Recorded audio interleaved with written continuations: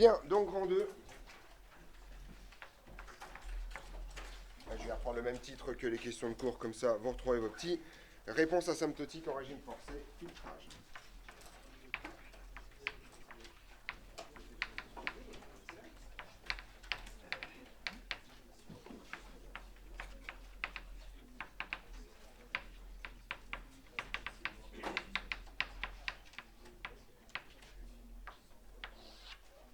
On se concentre, messieurs. C'est là où ça devient dur. Enfin, ça devient difficile, non pas en soi, mais juste parce qu'on s'éloigne de plus en plus du début.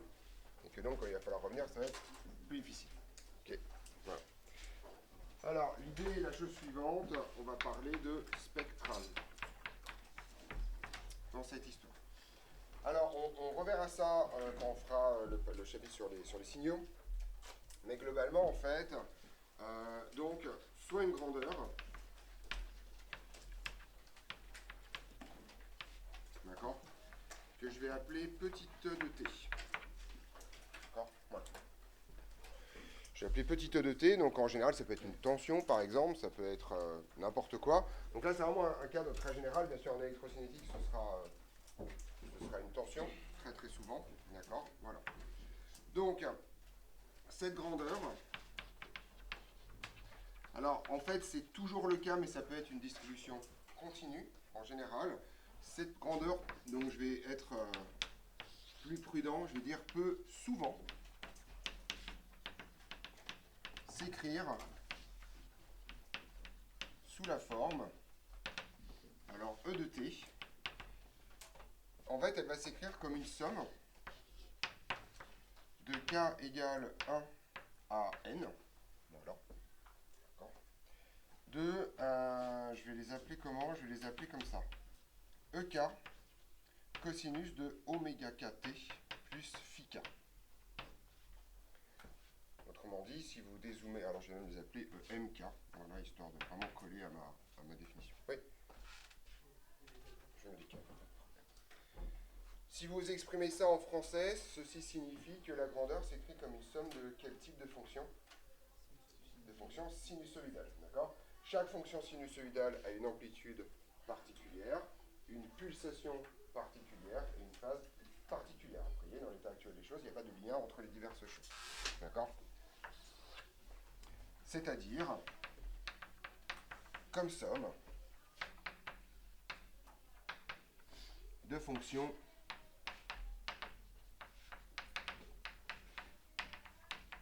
sinusoïdales. En termes de vocabulaire, en fait, c'est un vocabulaire que vous avez déjà vu, mais vous ne l'avez probablement pas défini de façon aussi formelle, parce que vous étiez petit et petite à l'époque. D'accord? Mais en fait, chacune de ces fonctions sinusoïdales, ça s'appelle une composante du signal. D'accord? Une composante de E. Okay. Chacune de ces fonctions s'appelle composante de petit e. Voilà.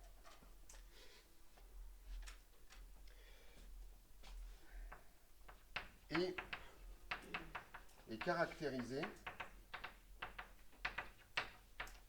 par, en fait, chacune des composantes, elle va être caractérisée par trois nombres, d'accord, trois réels, son amplitude, sa pulsation, sa phase, d'accord, et est caractérisée par le triplet EMK, oméga k, phi k. Les deux premiers appartiennent à R+, étoile a priori, et la dernière appartient à moins pi, d'accord, enfin, c'est une fonction sinusoïdale standard. On est d'accord là-dessus? Voilà. L'ensemble des composantes, ou plutôt l'ensemble de leurs caractéristiques, ça s'appelle le spectre de E. D'accord? Donc voilà. En général, on se limite à ça. La phase est très peu importante dans ces histoires-là, très souvent. D'accord? Donc quand on va parler du spectre, on dira on a un spectre de telle amplitude à telle fréquence ou à telle pulsation. D'accord? Donc l'ensemble des composantes. Alors je mets entre parenthèses ce commentaire.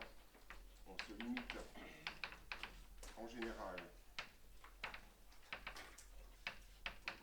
à l'amplitude et la pulsation s'appelle le spectre.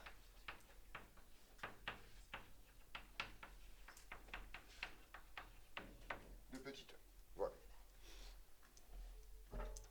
D'accord? C'est ça l'idée. Donc dans les questions de cours, c'est un tout petit peu désordonné, je définis le spectre un tout petit peu plus tard, mais je me suis rendu compte que ça vaut mieux que je fasse le cadre général d'abord, et ensuite qu'on passe au cas particulier qui nous intéresse aujourd'hui, à savoir les signaux périodiques pour un spectre très particulier. On est d'accord là-dessus?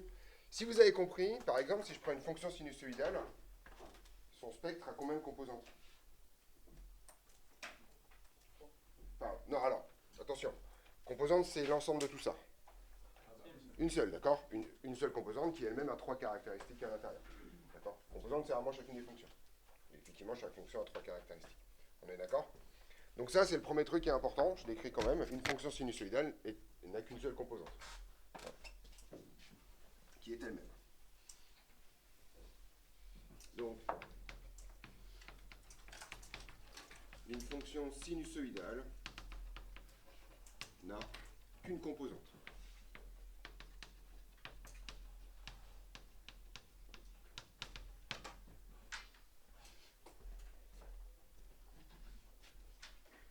Alors, c'est un cadre très général. En MPSI, on se limitera à des signaux à 2 composantes. Et en MP, c'est le seul réinvestissement que vous ferez de ce chapitre-là. Vous généraliserez à N composantes. D'accord? Pour la transformation de signal complexe. Moi, je vais en profiter de ce cours pour faire une petite introduction sur ce que vous verrez en deuxième année. Mais a priori, pour nous, on s'arrêtera à des signaux de 2 composantes. Donc, je le ferai après. D'accord? Non, si je le fais. Donc, en MPSI,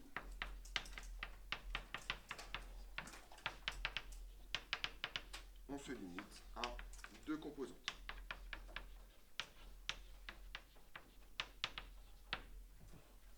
Donc je vous donne un exemple. Par exemple, en fait, ça veut dire que E de t, si vous avez compris, s'écrira tout simplement comme E1. Alors je l'ai fait, je ne me trompe pas, voilà. EM1 cosinus de oméga 1 t plus phi 1 plus EM2. Je vais écrire en haut. Je n'ai pas assez de place. Donc ça veut dire que E de t, c'est égal à EM1 cosinus oméga 1 t plus phi 1 plus EM2 cosinus de oméga de t plus phi 2. On est d'accord que ça c'est un signal de composante. Donc bien entendu, je ne l'ai pas précisé, mais il est évident que mathématiquement, tous les oméga k sont distincts les uns des autres, sinon en fait vous avez juste une amplitude qui est la somme des 2 composantes, donc ça ne sert pas à grand chose. Est-ce que vous avez déjà vu comment on représente ce truc-là?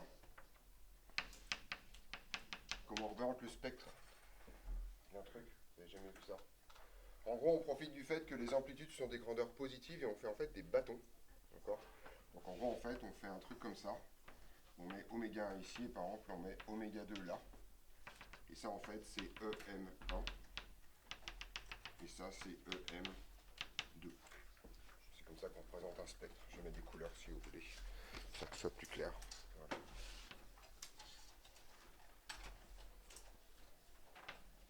Donc vous représentez en fait l'amplitude qui est sous la forme d'un bâton pour chaque valeur de la pulsation. Voilà. C'est comme ça qu'on représente un spectre. Et vous voyez que la phase a été littéralement oubliée dans cette histoire. Au revoir. Au revoir la phase. On est d'accord là-dessus? Voilà.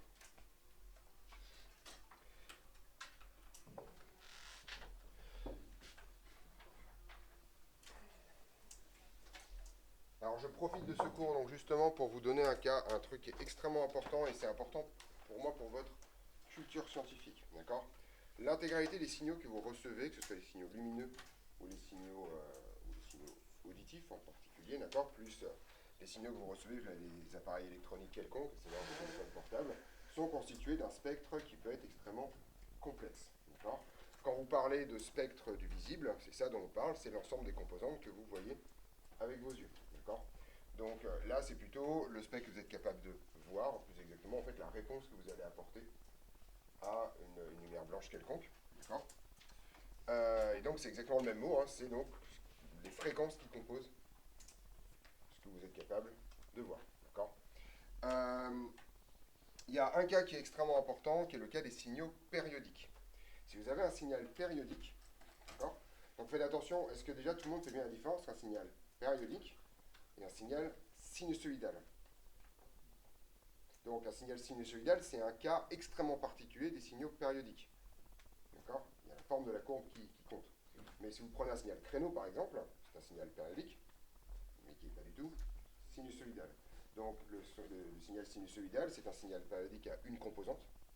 C'est ce qui est écrit ici, c'est d'ailleurs le seul.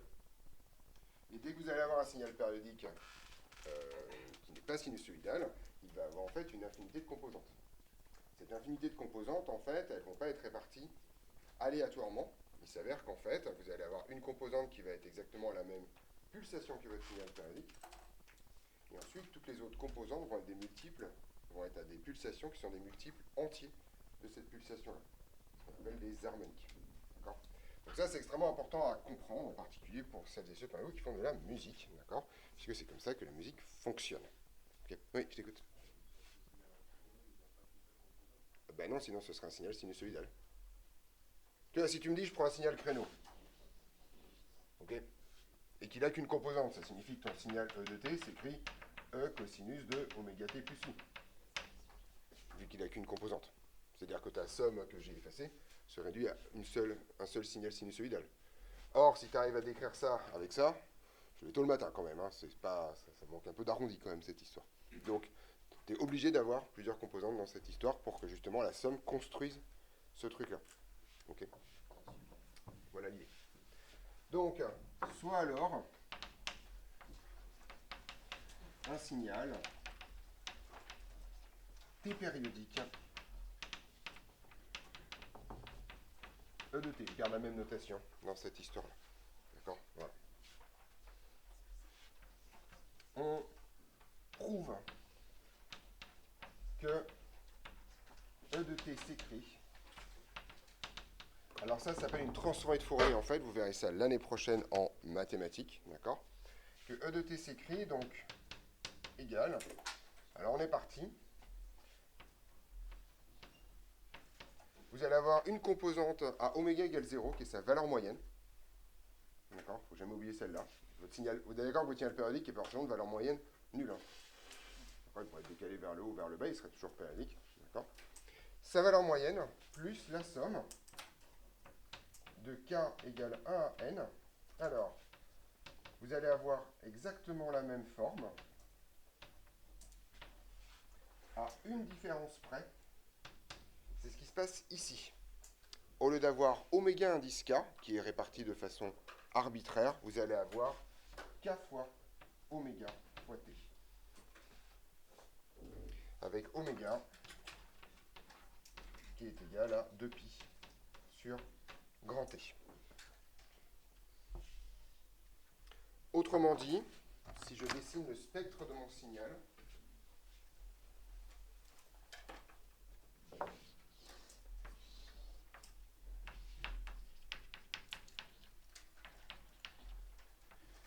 vous allez avoir une composante à oméga. Et quelle est la composante suivante? C'est effectivement 2 oméga, puis une composante à 3 oméga, puis une composante à 4 oméga, etc., etc.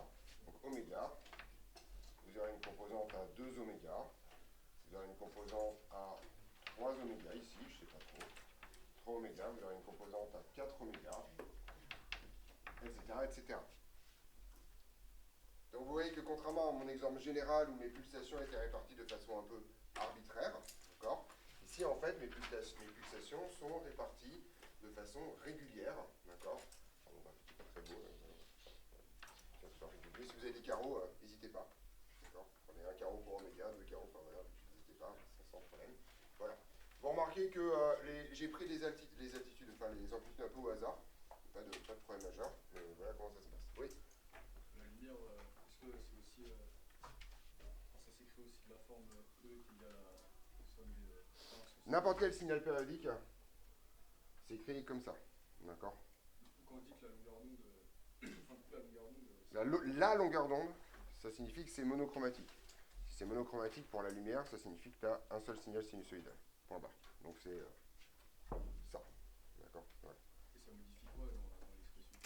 Alors pour vous, rien. Tout simplement parce que l'œil humain est réglé sur un octave. En gros, de 400 à 800. Donc si tu vois une fréquence, celle 2 fois plus haute, bah, tu ne la vois pas. C'est rien à voir. Donc d'un point de vue couleur, je ne peux pas te répondre en termes de couleur. Ça s'entend. D'accord? Voilà. C'est juste ça.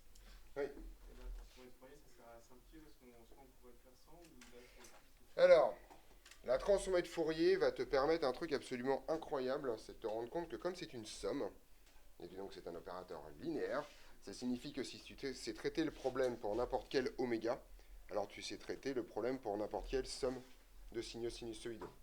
Autrement dit, savoir traiter les fonctions sinusoïdales égale savoir traiter toutes les fonctions périodiques. D'accord? Ça, c'est le premier point. Le deuxième point, alors après, il y a deux tricheries possibles. Celle que je vous donne est la plus simple à comprendre. Si vous avez une fonction qui est au contraire sur un segment, d'accord? Tu la traces sur ton segment, tu la déplies comme ça, et puis ensuite tu copies-colles, ça te donne une fonction périodique, et donc fais ce que tu veux de ta vie. Voilà. c'est juste de faire E bar de T de... Ah ben, c'est pas ça, c'est que on va tout à fait faire E bar de T, d'accord? On va devoir virer ça, parce que, enfin si, ça c'est la composante à oméga égale 0. Donc tu vois, par exemple, si tu dis, ok, je veux savoir, on va plutôt raisonner sur cet exemple-là, ce sera peut-être plus simple. Enfin, quand même, il y a moins de choses. Si tu sais comment un truc se comporte pour n'importe quel oméga, alors tu sais en particulier comment il se comporte pour oméga 1, et tu sais en particulier comment il se comporte comme oméga 2. Comme la transposition en complexe est une opération linéaire et que ceci aussi est une opération linéaire, bah tu sais que grosso modo, si tu connais le comportement pour oméga 1, tu pourras déduire ça et tu pourras déduire ça. C'est tout ce que le formalisme complexe te permet de faire ça. Tu pourras faire la même chose ici et ici. Tu copies-colles, tu fais la somme, tu as la sortie. C'est le but du chapitre qu'on commence. D'accord? Donc en fait, tout ce qu'on a vu avant, d'accord? Et la somme en particulier, il y a un truc absolument génial. Deuxième truc absolument génial, ça marche aussi avec l'énergie, ce qui n'est pas gagné. Et ça provient du fait que si tu fais ça au carré, je rappelle qu'il y a toujours un carré dans cette histoire, d'accord? Si tu fais ça au carré, tu vas avoir plein de termes qui vont donner des cos carrés, et plein de termes avec des cos, avec des oméga différents. Et si tu fais la moyenne de ces termes-là, de tous les termes croisés, ça vaut 0. Donc autrement dit, la puissance dissipée par une fonction de ce type-là, c'est la somme des puissances composante par composante. Ça s'appelle le terme de Dirichlet, ça. C'est un terme un peu rigolo. Donc en gros, ça marche bien. Donc on est content parce que ça marche pour les signaux, ça marche pour la puissance, ça marche pour tout ce qui nous intéresse, donc on est content. Voilà. Donc non, ça c'est d'une très grande puissance. Vous connaissez déjà, vous avez vu la transformée de Laplace ou pas encore? Donc ça c'est la même que la transformée de Laplace. La transformée de Laplace, vous mettez des P à la place des oméga, et c'est la même bestiole. Voilà. On est parti. Ça, c'est juste pour vous donner des définitions, d'accord? Donc, petite remarque pour celles et ceux parmi vous qui font de la musique, hein, d'accord? Parce qu'il y en a déjà dans cette pièce. Personne ne fait de la musique dans cette pièce. Personne joue d'un instrument. Il n'y a aucun instrumentiste sur 40 élèves, sérieusement. Il n'y a même pas quelqu'un qui joue de la guitare un peu, qui tripote un piano. Je ne vous demande pas si vous avez fait le conservatoire pendant 20 ans. Non? Ok, c'est étonnant. Hein? D'accord, donc il y a un musicien, je parle à lui, hein, les autres, vous pouvez oublier, d'accord?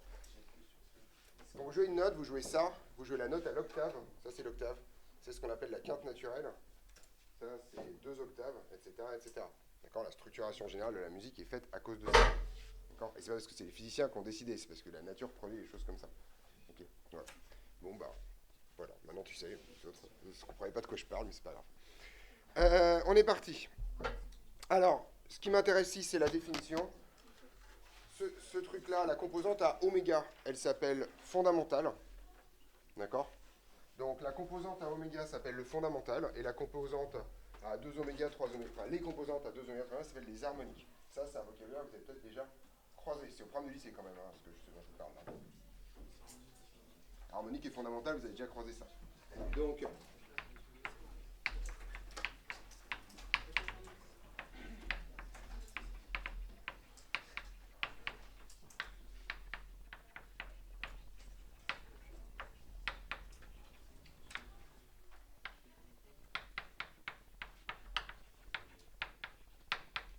s'appelle harmonique. Tout simplement parce que c'est ça qui rend la musique harmonieuse. Voilà, c'est pas compliqué. Ok. Dernière chose, ça c'est un terme que vous allez admettre. C'est ce dont je parlais avant. On montre, alors, je vous rappelle que la valeur efficace, oui. Et pour la valeur moyenne de E, C'est une composante continue. D'accord. Donc en général, il n'y en a pas de composante continue. D'accord. C'est rarissime qu'il y ait un truc qui se rajoute sur le sujet. Et en général, dans la théorie du signal, on observe des oscillations autour de la valeur moyenne. Et donc en général, la valeur moyenne est nulle, ou tu la soustrais littéralement à ça pour faire une autre grandeur qui serait ça. D'accord. Elle n'a pas de nom spécifique. En fait, ce qui se passe, c'est très simple. Si tu prends une guitare, par exemple, d'accord, une corde de guitare, tu vas considérer que ça vaut 0 quand elle ne bouge pas. Et quand tu vas la toucher, elle va osciller autour de sa position d'équilibre. Donc la valeur moyenne, ce sera 0. D'accord. Voilà. C'est juste ça. Donc je le mets parce que mathématiquement, ce truc-là n'a pas de raison d'être nul. Mais en physique, très souvent, on va s'intéresser à E moins valeur absolue de E. Ce qui te fait construire un nouveau signal dont la valeur moyenne vaut 0. D'accord. Vous comprenez tous pourquoi ça... Si je prends la valeur moyenne de tout ça, ça donne quoi? C'est 0. Je rappelle que c'est des fonctions sinusoïdales dont la valeur moyenne vaut 0. Donc vous voyez bien que si je prends la valeur moyenne de ça, ça me donne ça plus 0. Donc enfin, il n'y a pas de problème, ça marche bien. D'accord. Donc, on montre enfin... Alors, vous vous souvenez de la définition de la valeur efficace? Alors ça, c'est pas la définition. Oui. Alors, en termes de valeur moyenne, vous allez le faire comme ça. Il n'y a pas d'intégrale dans la définition stricte. C'est le calcul après. Ouais. C'est l'écart type, effectivement, ça marche. C'est la racine carrée de la valeur moyenne de votre fonction moins sa valeur moyenne au carré. D'accord?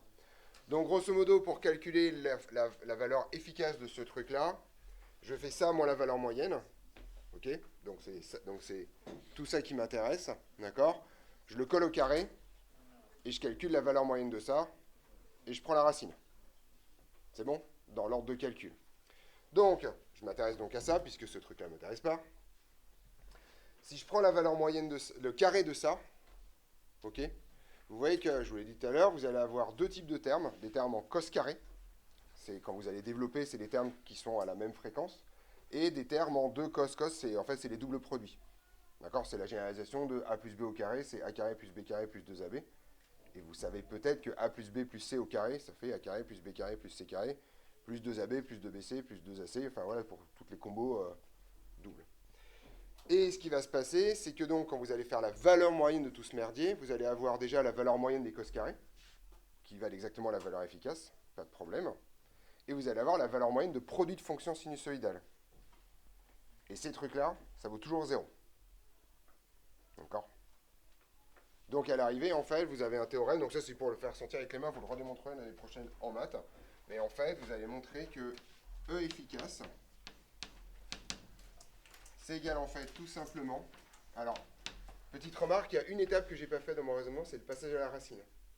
Tout simplement parce que la racine de la somme, c'est pas exactement la somme des racines. Donc ce qui m'intéresse, c'est E efficace carré, d'accord? Hop là, faut que je m'arrête un petit cran. C'est la somme de k égale 1 à n des E efficace, c'est pas un sigma, c'est un E, de E efficace k au carré. Autrement dit, le carré de la valeur efficace, c'est égal à la somme des carrés des valeurs efficaces de chacune des composantes.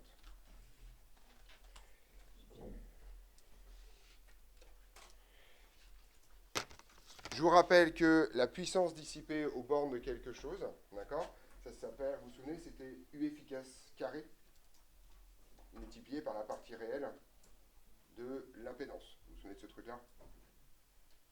C'est bon? Ça vous parle? Ça vous raconte que la puissance dissipée aux bornes d'un dipôle, enfin plutôt le carré de cette puissance, enfin non, pardon, la puissance dissipée, c'est bon, c'est bien le carré, c'est la somme des puissances dissipées composante par composante. Autrement dit, les composantes ne se voient pas entre elles. Il n'y a pas de mélange des composantes. Chacune agit comme une somme sur le signal, chacune agit comme une somme sur la puissance. Ça, c'est un théorème hyper important en théorie du signal. Si vous prenez deux ondes de même nature, mais de fréquences différentes, tout se passe comme si elles ne se voyaient pas. Elles ne se voient pas, littéralement. Vous pouvez donc étudier ce qui se passe pour une, ce qui se passe pour l'autre, et le résultat final, c'est simplement la superposition, une somme brutale des deux. Ça paraît pas, mais c'est pas trivial en fait comme résultat. C'est pas évident que si vous prenez un truc à 50 Hz et un truc à 100 Hz, vous n'allez pas avoir des merdiers entre les deux. D'accord? Alors, petite remarque, c'est vrai si vous avez un truc non linéaire. D'accord? Dès que vous avez un truc non linéaire, c'est fini, il y a tout il y a tout le merdier qui sort. Okay, voilà. Donc on est parti. Donc, c'est pas du vert, c'est du orange. Ceci signifie que aux bornes d'un dipôle,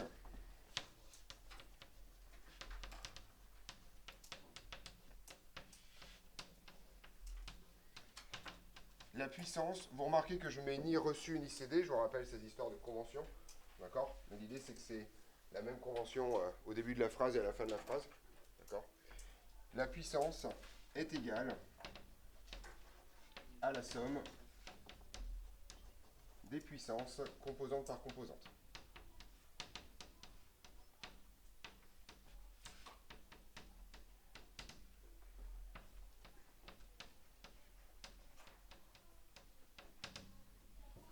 Hein, alors, je peux vous rappeler la formule. La formule que je donnais tout à l'heure, à l'oral était fausse. Hein. Juste, je me suis mélangé les pieds.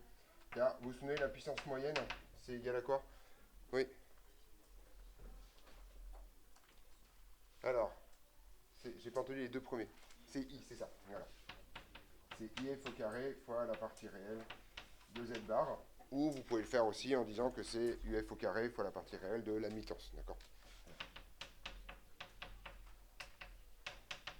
Voilà. Et donc, vous voyez que c'est bien la truc efficace au carré qui compte. Et donc, grosso modo, vous allez pouvoir faire la somme des trucs comme ça.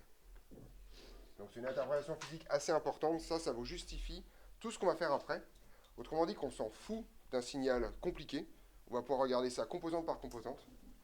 Et ça simplifie considérablement la vie. Oui. Juste comme ça, on remplacer IF par Z. Ouais, ça. Et ensuite par la somme des puissances de chacune des composantes. Autrement dit, si je te dis, si vous voulez comprendre ce que ça veut dire, si je dis, voilà, j'ai une résistance. Je lui envoie un signal avec une composante à 100 Hz et une composante à 1 kHz. Quelle est la somme totale? Et bien c'est simple, en tension, ça va être la somme des deux composantes.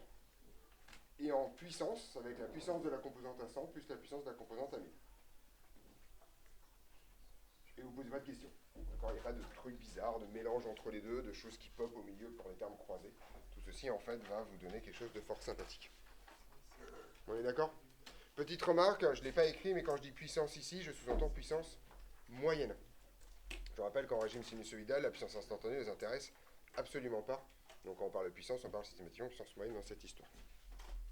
Oui, je t'écoute. Multiplié par la partie réelle de... Bah, c'est le même Z bar pour tout le monde, on va dire. Bah, c'est le même Z bar pour tout le monde, donc de toute façon, tu auras la partie réelle de Z bar à chaque fois. Et tu le factorises dans la somme, ça ne pose pas de problème. D'accord, voilà, c'est ça l'idée. Sous-entendu que Z bar ne dépend pas de la tension que tu lui imposes. Autrement dit que tu as un truc linéaire. Ça fait aussi partie des bêtises. Si effectivement ta impédance dépend de la tension que tu lui imposes, alors là, c'est terminé, il n'y a plus rien qui marche, puisque mathématiquement, tu ne peux pas insérer ou ressortir le truc. Voilà. Bien. On est d'accord sur ce truc général, ça c'est juste pour fournir le vocabulaire. Conceptuellement, c'est le truc le plus compliqué de ce cours, mais par contre, on ne l'utilisera jamais en plein. Vous, ce que vous utiliserez, c'est deux composantes, faites une petite somme et puis terminez au revoir. Okay, donc ne paniquez pas, c'est pas aussi compliqué que ça n'y paraît. Petit 2, notion de filtre.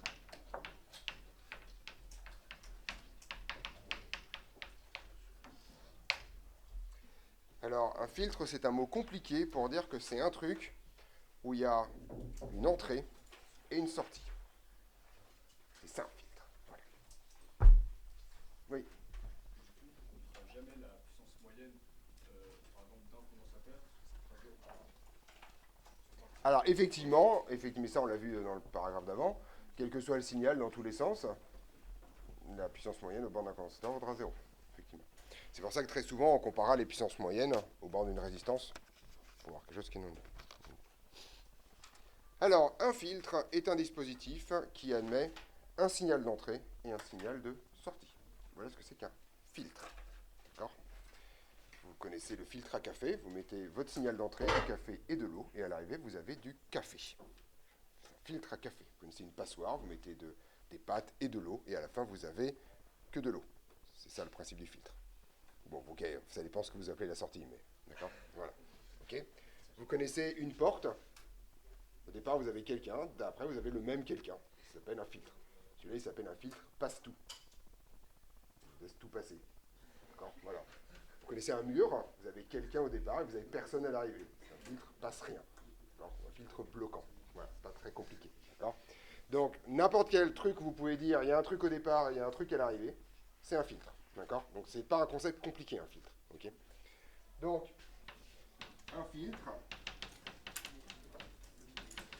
est un dispositif présentant une grandeur d'entrée. Cette grandeur d'entrée est en général appelée de façon extrêmement originale E de t, enfin E, d'accord ? Et une grandeur de sortie qu'on appelle en général de façon très originale S. Voilà.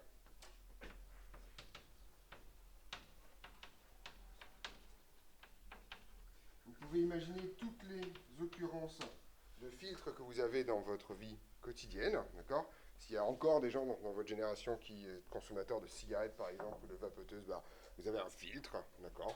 Vous avez un gaz qui contient un truc dégueulasse au départ, et vous avez un gaz qui contient un truc dégueulasse, mais moins, à l'arrivée. Voilà, d'accord ? Vous mourrez juste moins vite, parce que sinon vous achetez des cigarettes moins longtemps. Ça c'est important de retenir dans cette histoire, d'accord ? Voilà.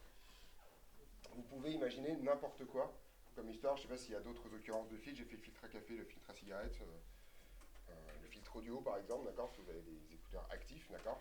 Vous avez de la musique et des gens qui parlent. À la fin, vous avez de la musique tout court. Et pas les gens qui parlent, d'accord ? Les écouteurs à filtre actif, c'est ça dont on parle. Ok ? Et n'importe quoi qui, grosso modo, prend un truc en entrée et vous donne un truc en sortie. Voilà. Vos yeux, par exemple, sont typiquement des filtres. Vous recevez l'intégralité du rayonnement électromagnétique dans les yeux et vous en sortez que le spectre visible. Voilà, c'est un filtre. Vos oreilles sont des filtres. Vous recevez des ondes sonores dans tous les sens et vous sortez que la partie spectrolibre de cette histoire. Le reste, passe pas. Etc., etc. Pour l'instant, je mets des filtres avec la même nature au départ et à l'arrivée, mais vous voyez que vous pouvez avoir des filtres avec presque ce que vous voulez. Donc ça, c'est la théorie générale des filtres. C'est pas forcément hyper intéressant, mais je préfère passer par cette définition pour que vous compreniez que c'est vraiment un truc pas compliqué, extrêmement générique. Alors, en électrocinétique, les filtres, c'est pas très compliqué. Le signal d'entrée, ça va être une tension, et le signal de sortie, ça va être une tension. Comme une tension, c'est un truc entre deux points, ça signifie qu'un filtre, majoritairement électrocinétique, ça va être un quadripôle. D'accord ? Les deux pôles d'entrée et les deux pôles de sortie pour définir la tension d'entrée et la tension de sortie. Petite remarque, de manière très générale, dans ce quadripôle, il y en a deux en fait, qui sont la masse. Voilà. Bon, c'est pas extrêmement compliqué. Donc je le mets en termes de définition parce que c'est la même chose, mais en électrocinétique, un filtre est en général un quadripôle. Et ce quadripôle, bah, il se représente comme ça. Hop, hop, hop, hop. Avec ici la tension E de T. Et ici la tension S de T. Voilà un filtre. Et si vous avez déjà vu des schémas blocs en SI, ça doit commencer à vous rappeler des trucs. Parce que c'est exactement la même chose. Hein, le bloc de n'importe quel schéma bloc, c'est bien un truc d'entrée, un truc de sortie. On est d'accord ? Et si vous n'avez rien à l'arrivée, ça fait une sortie ouverte. C'est bon ? Tout va bien là ? Je sais pas, vous avez l'air de bugger sur ce cube-là. C'est un schéma bloc ça, on est d'accord ? C'est la même représentation. Oui. Logique de fil du bas, c'est des masses. Pas forcément, mais en général, oui.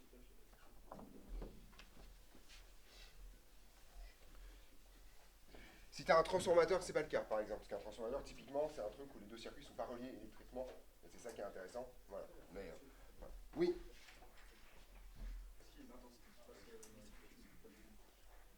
On ne sait pas. Je vais vous donner un exemple incroyable.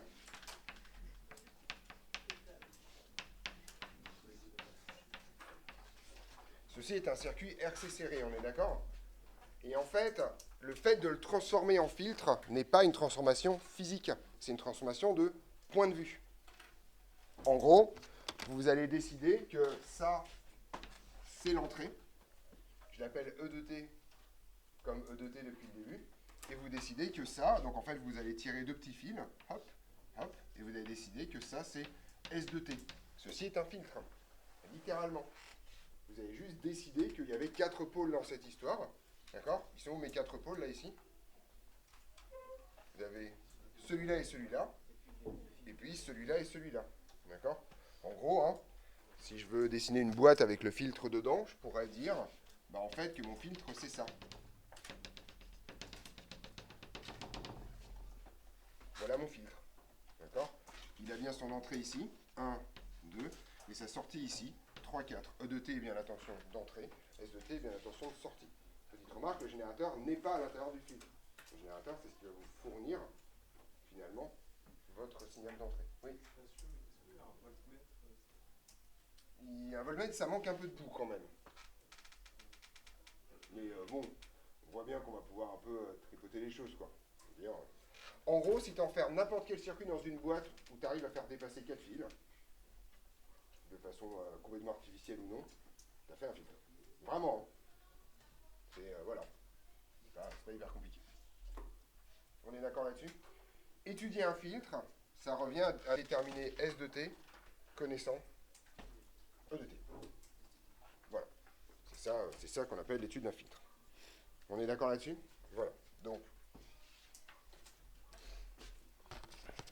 ou plutôt, la caractéristique d'un filtre, ça va être la relation entre S et E. D'accord? Voilà. Ce filtre est caractérisé par la relation entre S et E. Vous mettez du café et de l'eau, vous avez une boisson. Voilà. Filtre.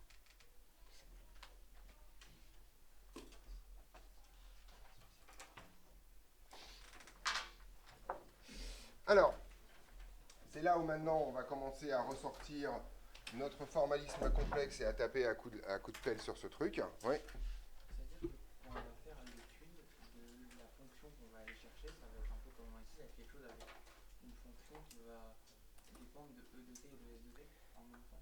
En fait, non, ça va être encore mieux que ça. C'est pour ça que c'est comment SI. Vous vous souvenez de votre DM?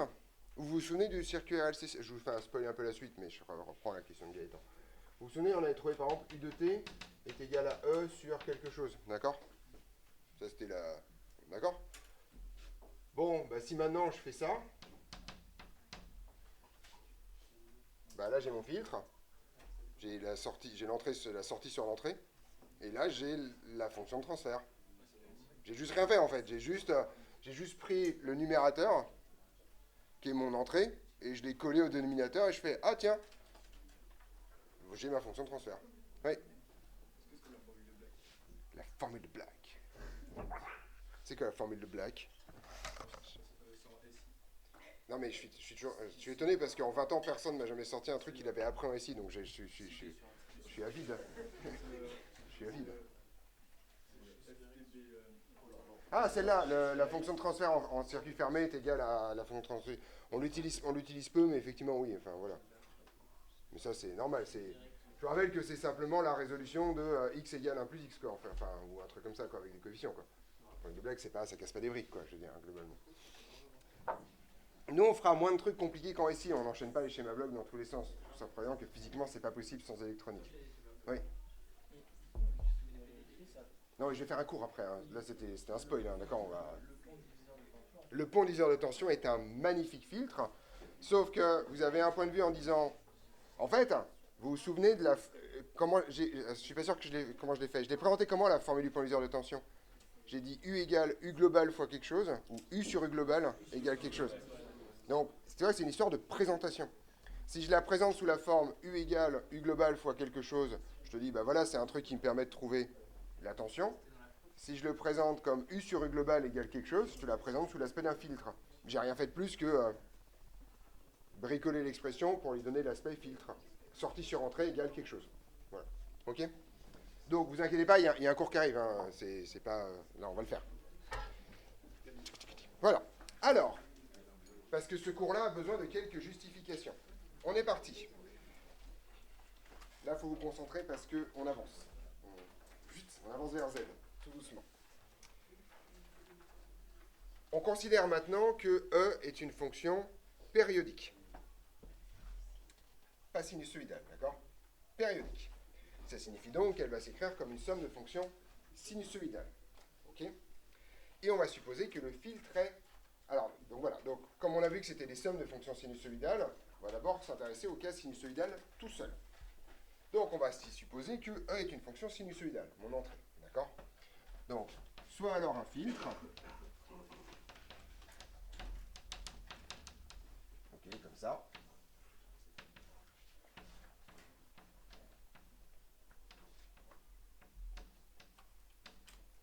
Et E, une fonction sinusoïdale.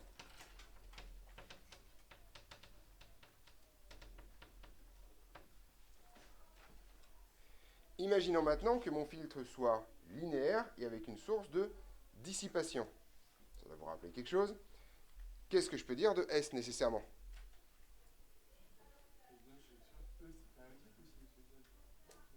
Je vais mourir là. J'ai dit que c'était pas... Non mais, stop. Ok, on refait. Là, c'est tout ce que j'ai expliqué depuis une demi-heure, c'est arrête que dalle. Et vous allez toutes et tous exercer votre esprit critique sur la question de votre camarade. Il me pose la question, est-ce que E est sinusoïdal ou périodique? Bon, j'ai dit E périodique au départ, et je me suis dit, on va donc se ramener à la fonction sinusoïdale au départ, parce que c'est ça qui nous intéresse comme composante. Mais, est-ce que ta question a un sens? Les deux sont périodiques. Une fonction sinusoïdale est une fonction périodique quand même. C'est la première propriété d'une fonction sinusoïdale. D'accord? Donc, non, je ne me trompe pas dans l'écriture. Je reviens au truc de base. D'accord? Et ensuite, je déploierai sur les fonctions périodiques, par linéarité. Oui? C'est que la tension S sera moins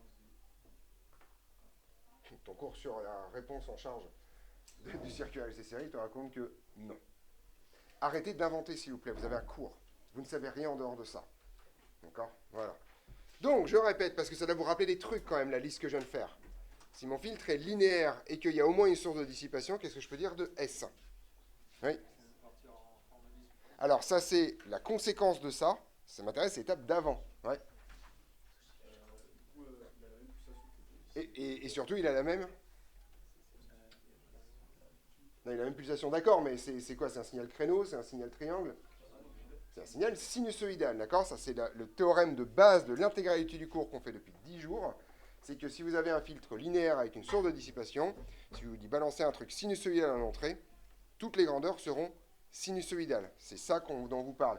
C'est juste un changement de point de vue sur le fait que si vous vous souvenez de la liste des conditions, générateur sinusoïdal, source de dissipation linéaire, alors toutes les grandeurs sont sinusoïdales à la même pulsation que le générateur.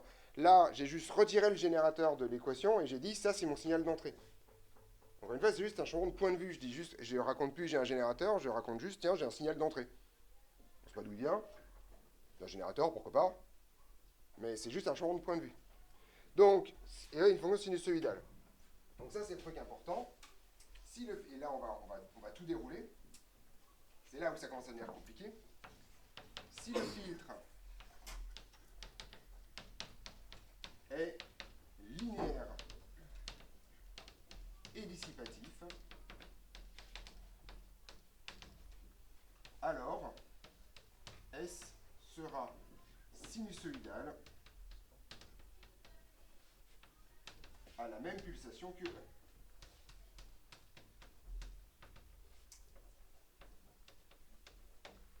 Cette pulsation, je vais l'appeler oméga, comme d'habitude. On est d'accord? Première étape. Autrement dit, je vais pouvoir transposer E, IS en représentation complexe et écrire alors amplitude complexe. On est d'accord là-dessus? On peut alors écrire Alors, transposer E et S en complexe et écrire, petite révision au passage, E bar de T. Alors, barre de T, c'est quoi celle-là?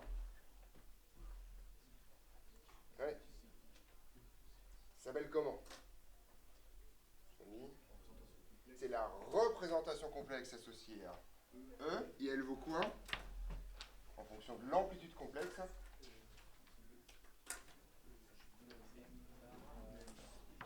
Elle vaut EM bar.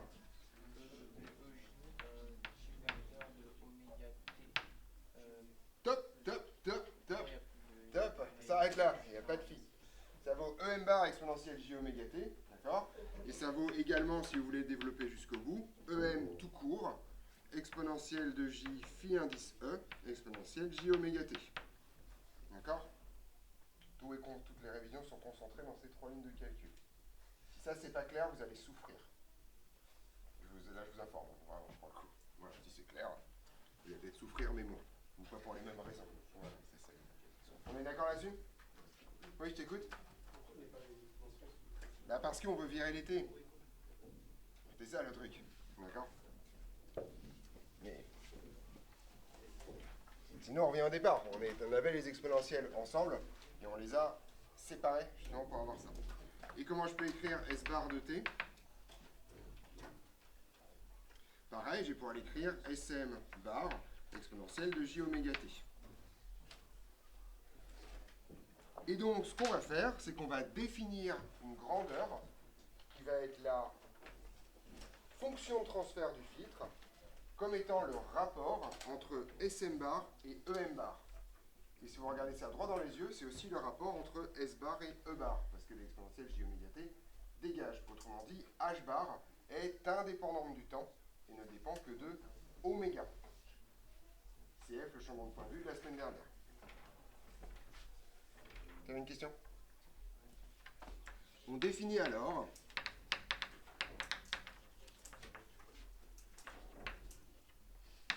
la fonction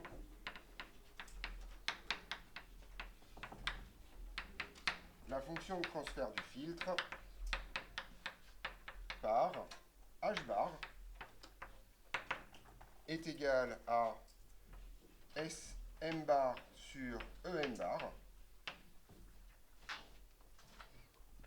et qui est égal à S bar sur E bar si vous avez envie de faire les trucs, simplement parce que l'exponentielle je vais dégage. Oui. Répéter ce que vous venez de dire, parce que je n'ai pas entendu. Ce que vous avez dit juste avant. J'ai dit plein de choses, donc là, c'est très flou ta question. Je suis tout à fait prêt à répéter, hein, c'est pas du tout le problème, c'est que je ne sais pas ce que tu veux que je répète. Oui, mais c'était dans quel contexte? C'était à propos de quoi?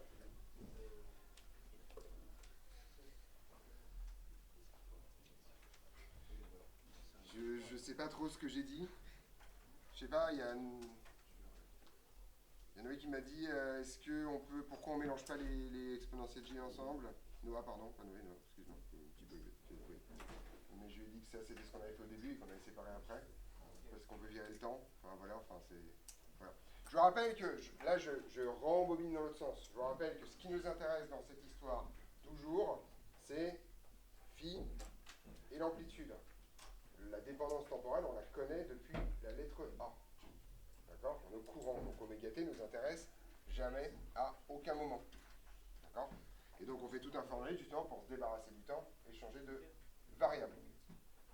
Oméga. D'ailleurs, vous remarquez que H bar va dépendre a priori de oméga. Pourquoi ce truc-là, c'est intéressant? Là, c'est là où c'est compliqué. Je repars du point A.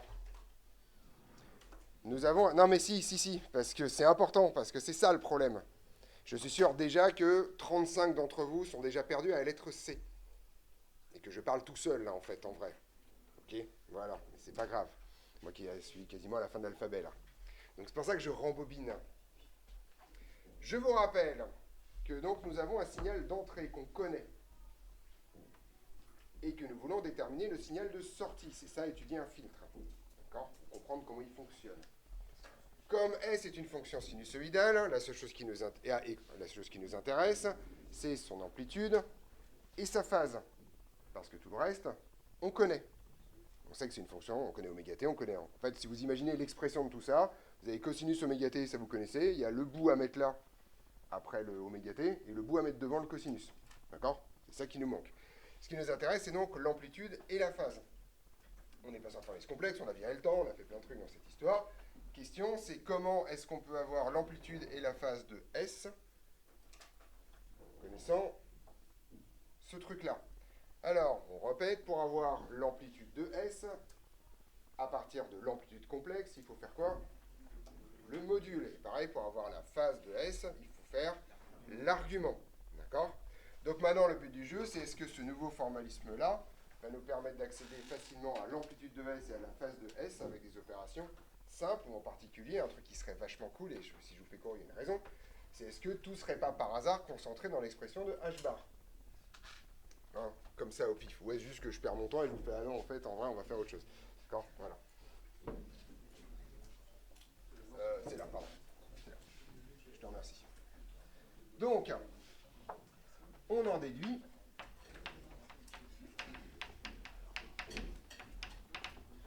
et ça, c'est les trucs les plus importants dans cette histoire,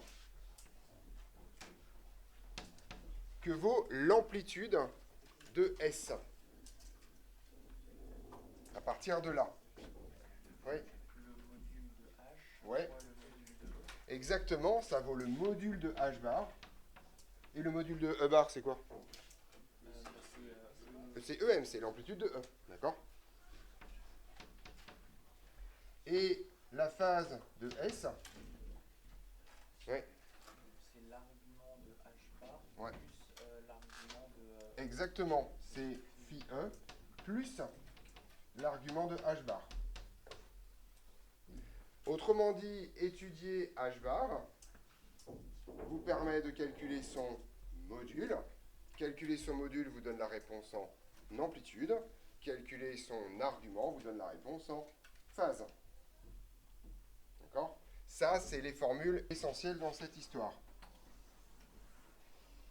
Je vais en profiter pour vous donner une formule inutile, mais qui résume l'intégralité du cours en un écran.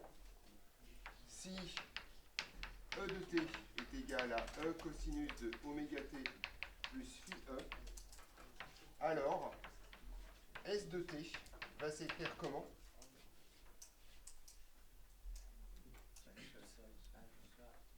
le module de H bar fois Le module de H bar fois EM.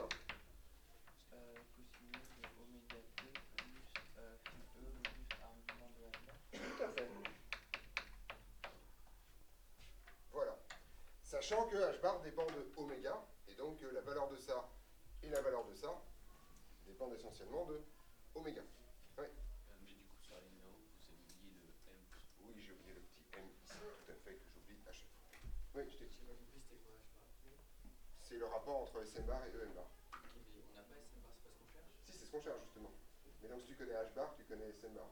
Mais comment on est censé connaître H Bah, bar? c'était du circuit pour le coup. Ah, c'est H bar et qui est identique. Bah non, mais tu vas trouver. On a fait que ça depuis une semaine en fait, étudier H bar. Si t'écris cette tension, c'est égal à la tension d'entrée fois un truc. Le truc, c'est H bar. D'accord? On passe notre vie à faire. En fait, ça fait 10 jours que vous faites des fonctions de transfert sans le savoir. C'est juste une question de point de vue, c'est que quand j'écris U égale E sur ça, bah en fait, il faut que je remplace U par S en disant en fait, ça c'est une sortie. E, c'est mon entrée, Sproch, et ce qui reste, c'est H bar. En fait, en vrai, vous avez déjà fait ça depuis 10 jours. Oui. Ça veut dire que quand on écrivait que Z bar c'est égal à U bar sur Alors non, parce que H bar est sans dimension, comme tu peux le constater. Z bar, c'est pas sans dimension. Donc c'est pas, ça existe ce genre de truc. Dire que l'impédance c'est un filtre qui convertit une grandeur en une autre grandeur, c'est déjà un point de vue de l'esprit un peu plus fort quand même. Oui. En gros, c'est un conducteur de tension. Ça peut être un polyseur d'attention est une fonction de transfert. Un polyseur d'intensité est aussi une fonction de transfert. Sauf que c'est plus des tensions, c'est des intensités. Voilà. Encore une fois, n'importe quoi qui te dit que tu as un truc de sortie qui est égal à un truc d'entrée fois quelque chose, le quelque chose, c'est un filtre. Voilà. D'accord? C'est vraiment pas compliqué dans cette histoire.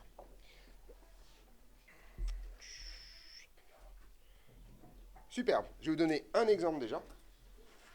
Et ensuite, on va généraliser à un signal périodique quelconque. Oui. Du coup, si on prend une résistance, on a U est égal à RI. Encore une fois, c'est Là, c'est pas la même. pas la même grandeur, donc si tu tires un peu les cheveux sur la définition de filtre. Voilà. Mais ça marche, hein. Enfin, on peut le... Encore une fois, c'est un truc, faut bien que vous compreniez, hein. C'est un truc purement formel. On rajoute du vocabulaire en disant j'ai le rapport de deux grandeurs, et ça, j'appelle ça une fonction de transfert. Voilà, point barre. En général, les fonctions de transfert, effectivement, sont sans dimension, puisqu'on essaye de mettre des trucs de même nature au numérateur et au dénominateur. C'est l'idée. Bon, aucun problème.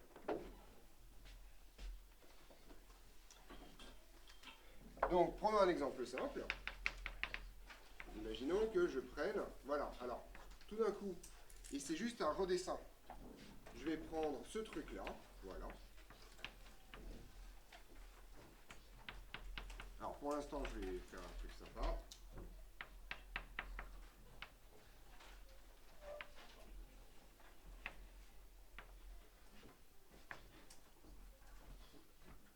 D'accord ?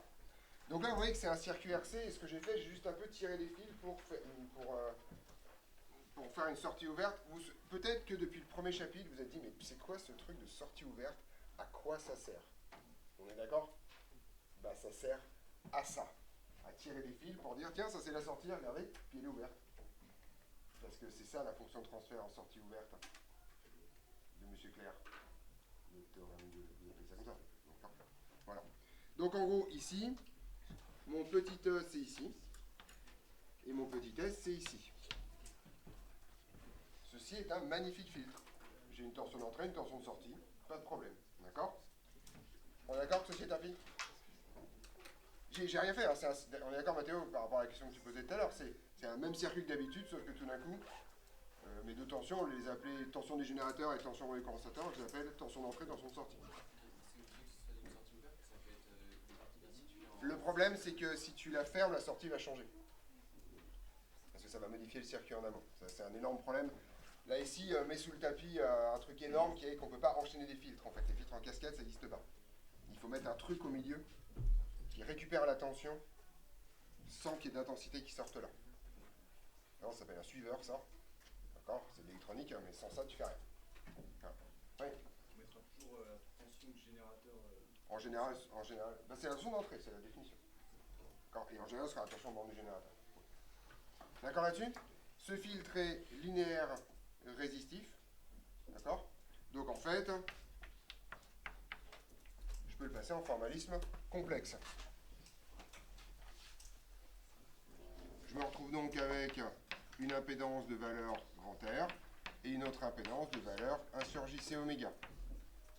D'accord là-dessus? Les fils ne changent pas. Et ici, je vais avoir en fait EM bar au lieu d'avoir petit e, et ici SM bar au lieu d'avoir petit s. On retrouve exactement le même formalisme que celui du chapitre précédent. D'accord? On est d'accord que c'est pareil? Je reconnais également un magnifique pont diviseur de tension. D'accord? Et donc je reconnais que on a que SM bar sur EM bar, c'est égal à l'impédance couverte par S divisé par la somme des deux impédances. On est d'accord? Donc j'ai 1 sur JC oméga, facteur de R plus 1 sur JC oméga. Une multiplication au numérateur. Oui, je t'écoute. Il n'y a pas un nœud. Ah! Excellent, excellent. Je te remercie. Mais qu'est-ce que c'est que ce prof qui utilise le pont diviseur de tension alors qu'il y a un nœud? D'accord? Pourquoi j'ai le droit? Ben voilà. Est-ce que quelqu'un sait pourquoi j'ai le droit? Parce qu'effectivement, en fait, ici, l'intensité vaut 0. Et comme l'intensité vaut 0, je triche sur le pont diviseur de tension. Et en fait, je vous l'ai dit un moment donné dans une remarque, si vous êtes en sortie ouverte, le pont diviseur de tension marche quand même. D'accord? Et ça, c'est la raison pour laquelle, si vous mettez des filtres en cascade, ça ne marche pas. Parce que si je commence à brancher un filtre derrière, tout d'un coup, le I égale 0, c'est terminé, et tout ce que je suis en train de raconter se casse la gueule. Donc, Monsieur Clair, discrètement, il prend des blocs, il fait, tiens, pop, palap, sauf qu'en fait, techniquement, on n'enchaîne pas des blocs comme ça. Il faut un truc. Il y a un truc qui existe, d'accord, c'est de l'électronique, mais enchaîner des blocs, c'est un peu plus compliqué que simplement faire sprotch derrière. D'accord, voilà l'idée. Donc, on est parti. Bon, vous commencez à comprendre pourquoi je passe ma vie à oublier dans les calculs. L'attention, parce qu'en fait, moi personnellement, je travaille sur des filtres, donc en général, tout est caché de l'autre côté. Et donc, vous voyez que ça, je peux l'écrire comme 1 plus JRC oméga. Et vous voyez que miraculeusement, ce truc-là, par définition, c'est quoi? C'est H bar.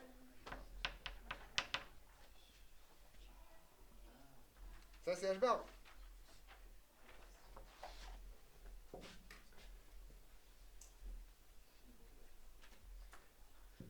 Et je peux en déduire immédiatement, pour remonter jusqu'à A, que SM, ça vaut quoi? Ouais. De ça. Fois EM. Donc d'accord, donc ça vaut EM sur racine de 1 plus R2 C2 oméga 2. D'accord, voilà mon amplitude. Et que vaut la phase, phi S? C'est la formule que je viens d'effacer, mais vous l'avez.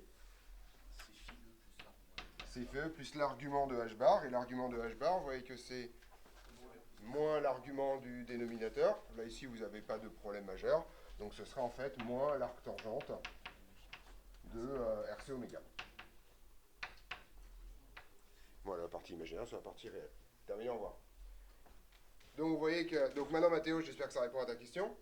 Tu as un circuit, tu peux trouver H bar, et à partir de ce moment-là, tu fais ce que tu veux de ta vie. Cet exemple-là est extrêmement important.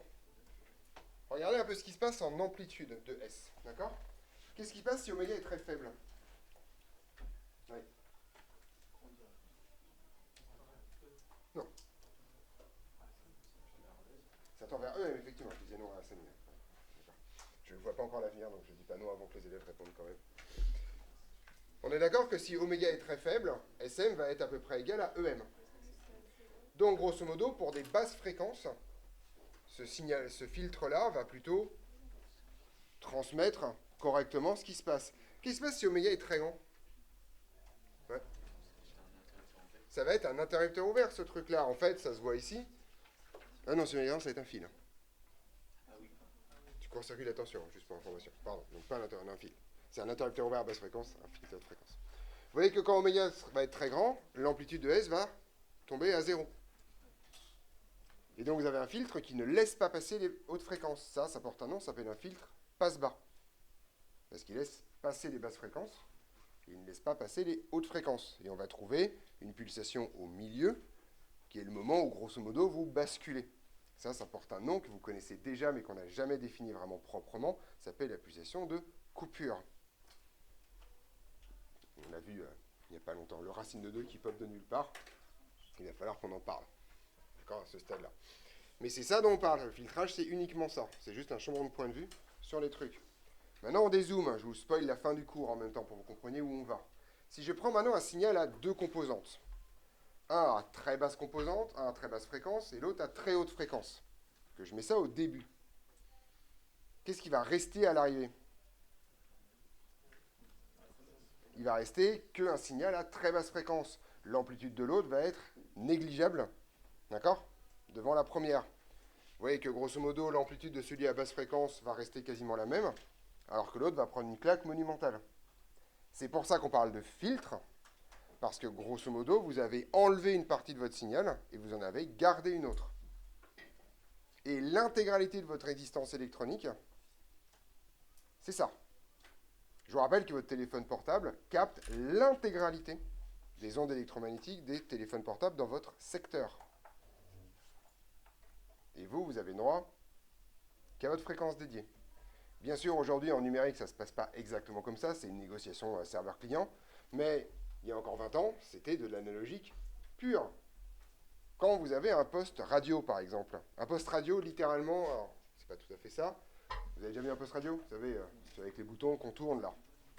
Ça, c'est un circuit RLC série. Et ce que vous tournez, c'est la valeur de C. Et vous ajustez LC. Comme vous avez une résonance extrêmement piquée, si votre signal d'entrée est pile poil là-dedans, lui va être transmis, les autres vont être dégagés. Et vous captez la bonne radio. Si une radio a le mauvais goût d'émettre sur une fréquence proche, mais pas assez loin, vous entendez un truc dégueulasse. Une superposition de deux stations en même temps, etc., etc. C'est ça du filtrage. On fait vraiment littéralement que ça. Ouais. Dans tous les circuits, il y aura toujours un oméga en dessous, EM. Enfin, il y aura toujours SN égale à EM divisé par quelque chose avec l'oméga. Oui, oui, de toute façon, sauf que c'est un passe-tout, quoi. Un passe-tout, c'est EM égale SN. Voilà. Bah, un passe-tout, c'est pas compliqué à faire, hein, c'est... Voilà, un passe-tout, quoi. S égale E, voilà. Ça sert pas à grand-chose, quoi. Et on passe rien. Un passe-rien. Voilà. Un passe-rien. Si tu veux vraiment rien, c'est ça. Voilà, un passe-rien, quoi. Spotch. Voilà. T'as tué ton truc, quoi. Voilà, c'est juste ça, un passe-rien. Voilà. Donc c'est pas très intéressant, mais voilà. Donc en gros, le but du jeu maintenant, ça va être de regarder toute la richesse des filtres qu'on peut faire. C'est au concept G, comment ça marche. Voilà. On est parti là-dessus, sur cette histoire. Vous connaissez l'intégralité des formules importantes qu'on va utiliser dans la suite. Maintenant, à partir d'aujourd'hui, c'est que de la bricole de présentation. D'accord? Ce qu'on va faire, c'est qu'on va maintenant essayer de décrire les filtres par des graphiques, qu'on appelle des diagrammes de Bode. Et de cette représentation graphique, déduire le comportement grossier de H-bar, ce qui va nous permettre de faire ce truc-là. Là, l'étape d'après, et là c'est bon, on est à Z, là c'est bon, on arrive, voilà. L'étape d'après, c'est y a-t-il un moyen de représenter intelligemment H-bar? Alors là, vous faites, ah ouais, mais représenter H-bar en fonction de oméga. Alors ok, H-bar est un complexe, on est d'accord? C'est un 2D. En fonction de oméga, ça va être chiant. Vous êtes d'accord que ça fait un graphique en 3D, cette histoire? Ou une courbe paramétrée, ça va être horrible, d'accord? Donc c'est pas ça qui va nous intéresser, c'est trop chiant à lire. Donc, par contre, comme ce qui nous intéresse, en fait, c'est pas H-bar en tant que tel, mais son module et sa phase, on va essayer de trouver une façon intelligente de représenter le module de H-bar en fonction de oméga, premier graphique, la phase de H-bar en fonction de oméga. Ensuite, vous avez donc des graphiques. Vous dites, OK, mon signal d'entrée, il a telle pulsation. Ce qu'introduit le filtre en amplitude, c'est ça. Ce qu'introduit le filtre en phase, c'est ça. Voilà ma sortie. Terminé en bas. C'est de la lecture graphique. Sauf que, on va faire un truc pénible entre les deux, pour une raison très simple. Est-ce que vous vous souvenez de l'amplitude en fréquence du GBF? Grosso modo, on va de combien à combien en fréquence? À peu près. Ouais. Ouais, à peu près, on va à quelques dizaines de hertz, jusqu'à...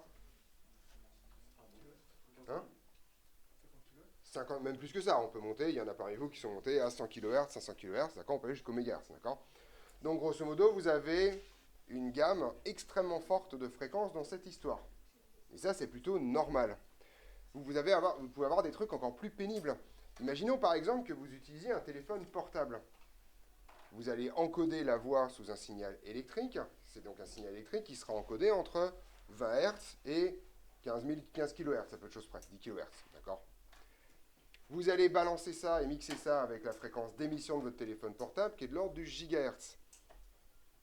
Vous allez faire un signal superposé avec ça. Autrement dit, vous avez donc un filtre qui va devoir traiter, ou en tout cas vous allez devoir connaître la façon dont votre filtre traite des fréquences de l'audible, c'est-à-dire de l'ordre de quelques dizaines de hertz, aux fréquences de transmission des ondes électromagnétiques pour les téléphones portables, à savoir quelques gigahertz. Jusque-là, tout va bien, c'est pas forcément très grave ça. Sauf que si vous voulez représenter ça graphiquement, il se passe quoi comme problème? Vous allez sentir le truc immédiatement. Imaginons par exemple que je veux faire un graphique, et ici je mets 10 puissance 6 Hz, ou radians par seconde, avec un magnifique zéro ici. Ouais. Il y a un problème d'échelle. Je veux dire, tout ce qui se passe en dessous de 1 kHz, c'est là. Vous voyez que dalle. On est d'accord? Vous voyez littéralement que dalle. C'est un des énormes problèmes de l'échelle linéaire, c'est qu'en fait, l'échelle linéaire vous conserve les ordres de grandeur, mais vous ne conserve absolument pas le détail dès que vous avez des échelles qui sont trop faibles. Oui, je t'écoute, Simon. Et effectivement, passer au log aide considérablement. Tout simplement parce qu'en fait, comme vous allez faire tomber les puissances à cause du log, à chaque fois que vous allez avoir un facteur 10, en l'occurrence ce sera le log en base 10, d'accord? Au lieu d'avoir 1000, 100, 1000, 10 000, 1 million, 10 millions, vous allez avoir 1, 2, 3, 4, 5, 6, 7, puisque log de 10 puissance n, ça vaut n. donc ce qu'on appelle l'échelle logarithmique de manière générale, est une échelle qu'on utilise pour en fait lisser des comportements qui ont des très grands de différence d'ordre de grandeur. Et ça, c'est hyper pratique. Ça a quelques inconvénients. Où est le 0 ? Ça vaut quoi log de 0 ? Enfin, il n'y en a pas, si vous faites un truc à la physicien, ça vaut moins l'infini, d'accord ? Donc, votre axe désordonné, il dézingue tout là-bas, d'accord ? Ce qui est normal, puisque 10-1, ça correspond à moins 1, 10-2, ça correspond à moins 2, etc., d'accord ? Donc, vous allez avoir un truc comme ça dans tous les sens. Ok ? Et on va avoir le même problème. Alors, phi, on n'a pas ce problème-là. Phi varie entre moins pi et pi, donc si vous voulez, en termes d'ordre de grandeur, on s'en fout. Par contre, le module de h bar, lui, peut vraiment varier de 10 puissance moins 2, moins 3, moins 4 à 100, 1000. Et donc, on a exactement le même de problème, et donc on va faire exactement la même chose. On va passer en échelle logarithmique pour le gain, enfin pour le module. Okay. Donc, fabriquer ça, c'est ce qu'on appelle fabriquer le diagramme de Bode du filtre. Et donc, il est simplement une représentation graphique qui essaie de résoudre ces problèmes-là de h bar. D'accord ? Voilà. Petit 3, c'est ça. Je vérifie que j'ai bien fait. Voilà. Petit 3.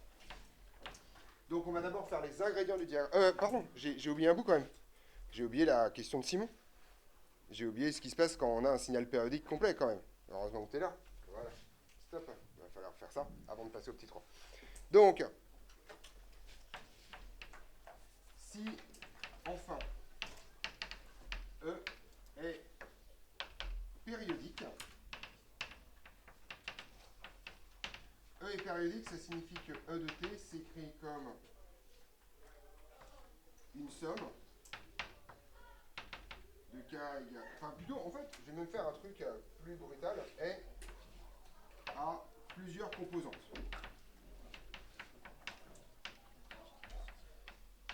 On est d'accord que E à plusieurs composantes couvre, entre autres, le cas périodique ? D'accord, voilà. Et à plusieurs composantes, autrement dit, si E de t s'exprime comme la somme de k égale 1 à n, d, donc on avait EM k, cosinus de oméga k t plus phi k. On est d'accord ? C'était une somme de fonctions sinusoïdales. Eh bien, en fait, comme le filtre est linéaire, vous voyez que si vous passez... Si c'est que plusieurs composantes, on va avoir la chose suivante. Je vais passer en formalisme complexe. Je vais donc me retrouver avec le fait que EM bar, c'est égal à la somme de k égale 1 à n. De quoi ? Oui. Non, en fait, alors, dans un signe à plusieurs composantes, j'ai pas mis de valeur moyenne. Je m'autorise le fait qu'un oméga k puisse être nul pour balancer un truc de valeur moyenne dans cette histoire. D'accord ? Dans le périodique, effectivement, comme je faisais une somme à partir de k égale 1, je ne pouvais pas faire ça. Voilà, c'est ça. On est d'accord que je peux transposer ça en formalisme complexe et que la transposition de la somme, c'est la somme des transpositions. Donc ce truc-là va s'écrire tout simplement EM K bar. On est là-dessus ? Tout simplement, je prends chacune des composantes, je prends son amplitude, sa phase, d'accord, dans cette histoire. Ok ? Pour chaque composante, et bien en fait, SM bar de K, ça vaut quoi ? Ça vaut effectivement H bar, faites attention, de oméga K, puisque H bar dépend de oméga, multiplié en fait par E bar M K. D'accord ? Tout simplement parce que c'est la définition de H bar. Pour chacune des composantes, il se passe ça. Et comme mon filtre est linéaire, et ben en fait, la somme des composantes me donnera bien la somme de toutes les réponses sans aucune forme de problème. Et là, je me retrouve avec un truc qui va être pas très beau à regarder, mais ça me dit que SM bar, c'est égal tout simplement à la somme de k égale 1 à n, de h bar de oméga k, facteur de SM bar de k. Je peux pas sortir h bar de oméga k, puisqu'après ça dépend du cas, on est d'accord. Mais ça va me permettre de repasser en réel, puisque la somme de la transposition, c'est la transposition de la somme. Et donc dire la chose suivante, que vaut S de t. On va voir k égale à n. Je t'écoute Gaëtan. Je me demande pourquoi est-ce que vous avez sorti, là dans la formule on a vu que c'était pour de Sm bar, s'il y avait déjà H bar oméga k, et pourquoi est-ce que dans la somme il se retrouve sorti? Il n'est pas sorti. Il n'est absolument pas sorti, hein, il y a un cas dedans. Oui, non, je veux dire, il est dans la somme, mais pourquoi est-ce que c'est pas la somme des Sm bar, vu que. Parce que là il y a une multiplication par H bar. Il y a une multiplication par h bar là. Oui, mais pourquoi est-ce que c'est H bar oméga k multiplié par S bar. Ah, pardon. C'est ça la question. C'est EM bar. Excusez-moi, tout à fait.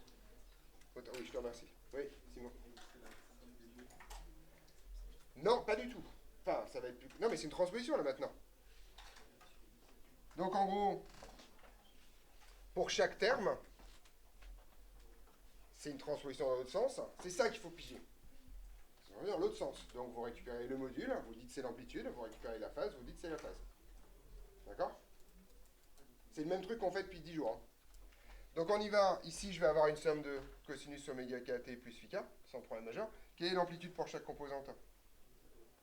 Hein? Ça va être le module de ce truc-là.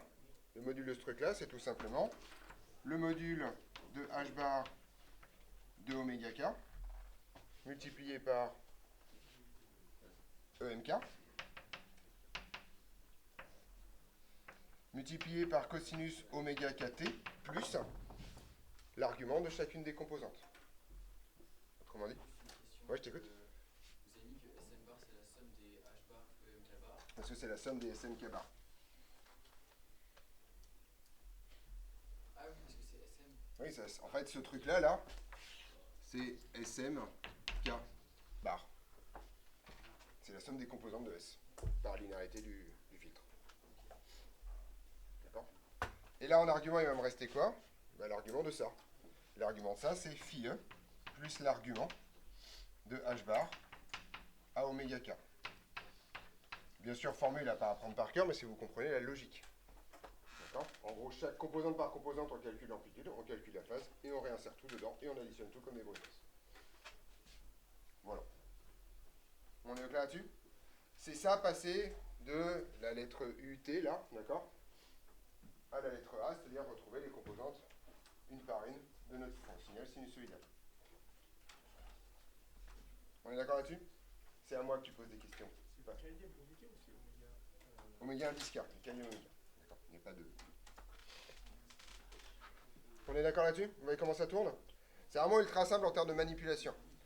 Cette manipulation-là, on la fera quasiment jamais, on s'en fout, on fait ça composante par composante et on sait que si jamais on a envie de faire une somme, on fera une somme. Et puis en général, il n'y aura que 2 termes dans la somme, ce ne sera pas un truc aussi compliqué.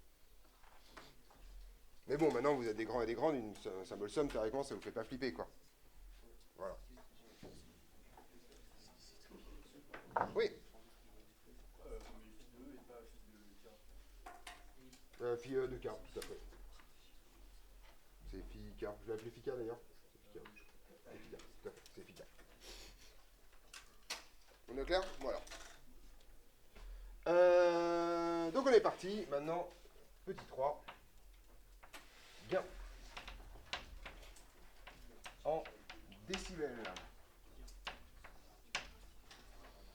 Vous avez vu ça avec M. Claire ou pas encore? Bon, ça va venir. Vous avez vu la place? Vous n'avez pas vu Bonne encore? Voilà, ça va venir. Voilà. Gain en décibels. Vous avez déjà entendu parler des décibels, je suppose? Voilà. Ok, on est parti. Soit un filtre linéaire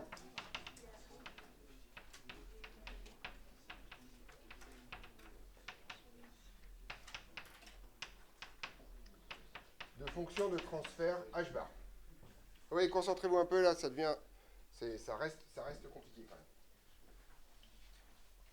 Donc sur un fil de fonction de transfert h bar. D'accord? Voilà.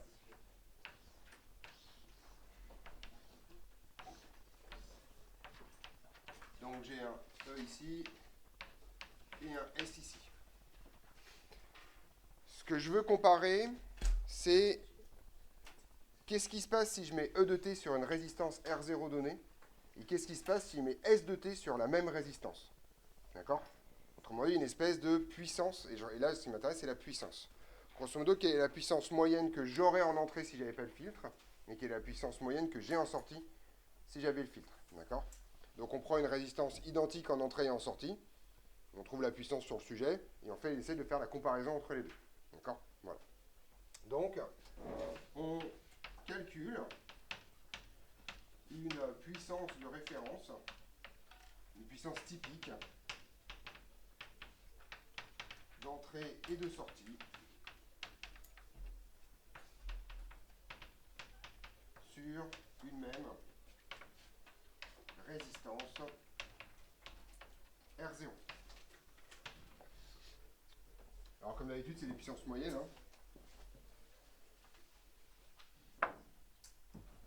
Donc que vaut la puissance moyenne PE? C'est la formule qu'on a vue tout à l'heure. Ouais. F carré. Alors on va le faire avec des tensions cette fois.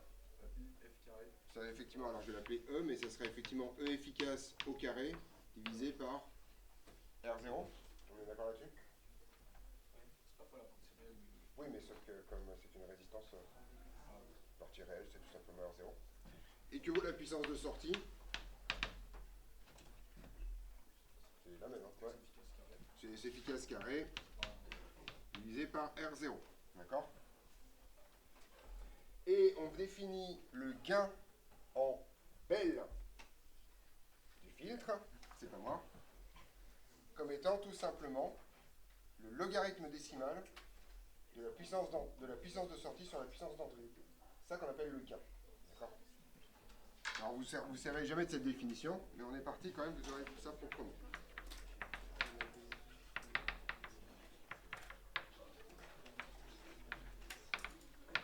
Donc le gain, il se note G, d'accord? En belle.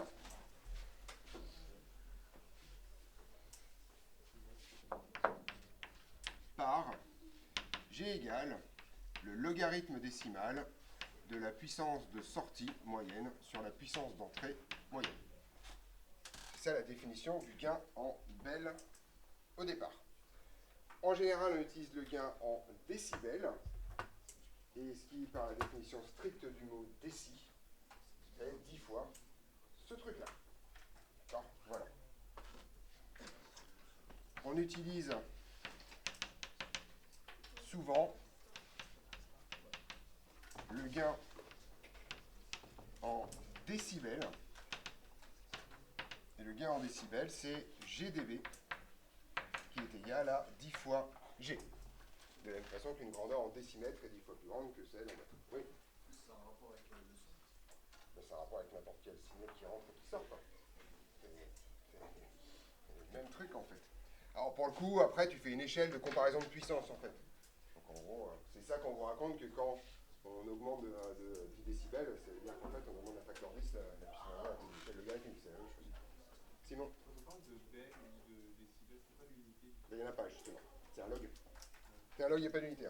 D'où le fait que je peux écrire 10 sans aucune forme de problème et pas avoir des rapports dégueulasses. D'accord? Donc il n'y a pas assez. Enfin, si, il y a une unité, mais il n'y a pas de dimension. C'est ça ta question. On est d'accord? Alors, en fait, cette définition-là, vous l'utiliserez quasiment jamais. Pour une raison très simple, c'est qu'en formalisme complexe, on manipule très peu les puissances. Parce qu'on sait que c'est pénible et on sait que ça ne se passe pas bien. Donc, avec un peu de chance, on peut faire le lien entre le rapport des puissances et la fonction de transfert. D'accord? Et donc, on va regarder comment ça se passe. Et celle qu'on se servira, c'est celle que je vais utiliser maintenant. On a alors la fonction suivante.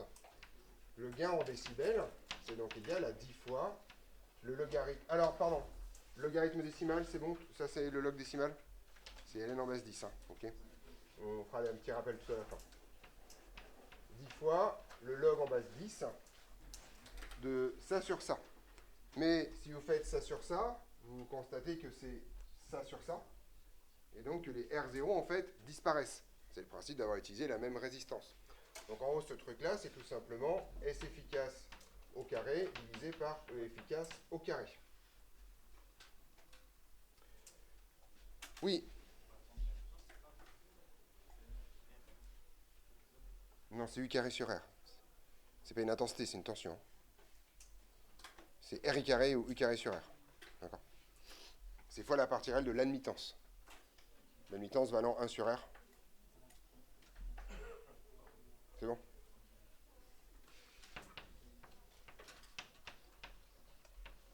Alors, là, on va utiliser très discrètement les petits théorèmes qu'on a vus avant. Je vous avais dit que le signal n'était pas, a priori, sinusoïdal, d'accord? C'est un signal quelconque, un signal périodique quelconque.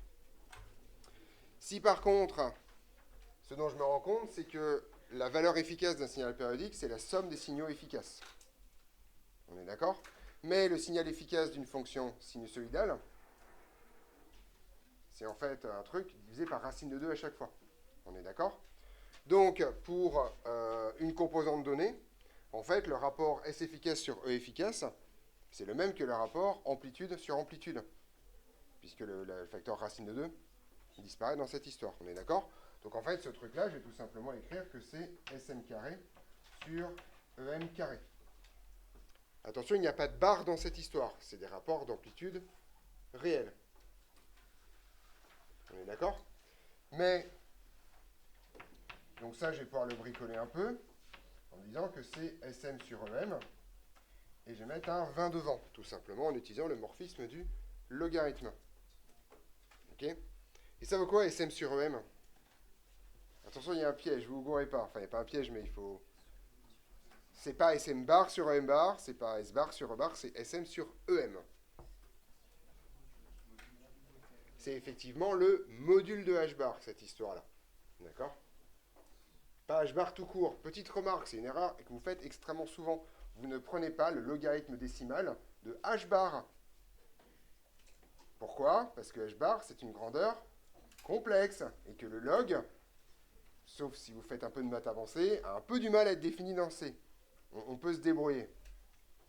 Mais pour l'instant, pour vous, le log, c'est une fonction de R plus dans R. Il n'y a pas... d'accord? Le logarithme de I, vous ne savez pas ce que c'est. On est d'accord?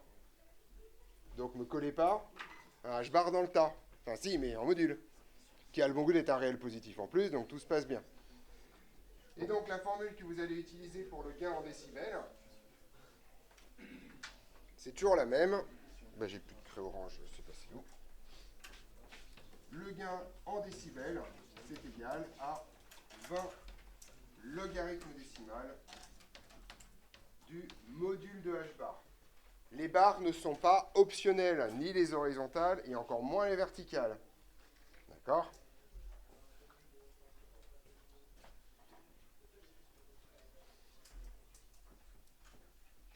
Et tout ceci est fortement bien défini, il n'y a pas de problème majeur. Oui?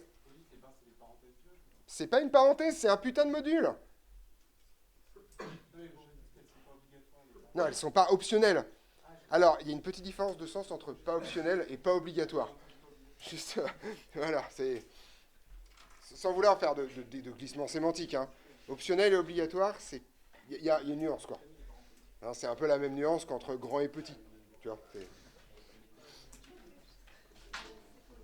Donc non, c'est le module, là, voilà. Effectivement, je ne mets pas les parenthèses, ça fait trop de barres, ça fait trop de traits.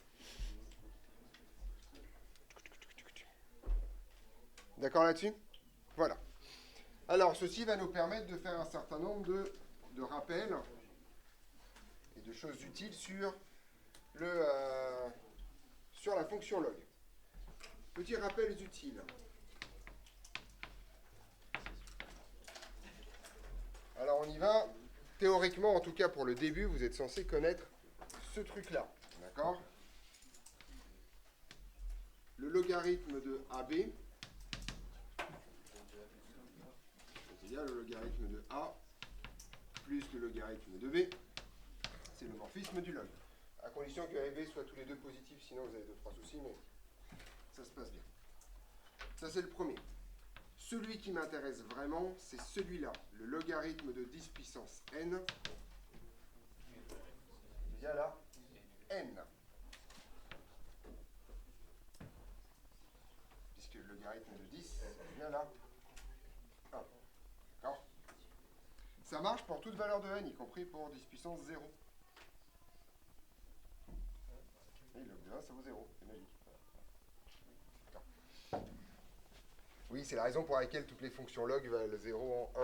Enfin, parce que n'importe quoi puissance 0, ça vaut 1. Donc on est parti, donc ça c'est important.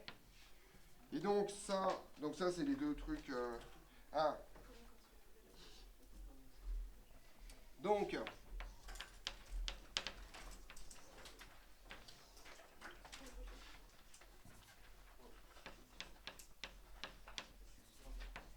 si le module de h bar vaut 10, ça correspond à un gain de combien? De 1. Non. Si. Attends, pas tout à fait. Il y a un 20, oui, voilà. Il y a un piège, voilà. Ça correspond à un gain de 20. Si h bar vaut 1, ça correspond à un gain de 0. Alors, ça, c'est hyper intéressant en termes de vocabulaire, d'accord? H bar est un facteur multiplicatif. Le gain est un facteur additif. D'accord? Vous gagnez quelque chose. Oui, je t'écoute.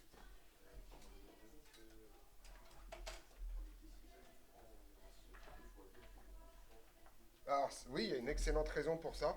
Alors, ça dépend qui fait x2 en quoi. D'accord? Mais on va y arriver. D'accord? Effectivement, je vais la mettre tout à la fin. Je fais les puissances de 10 d'abord et effectivement, ces deux valeurs, je les mettrai à la fin. Si h vaut 0,1,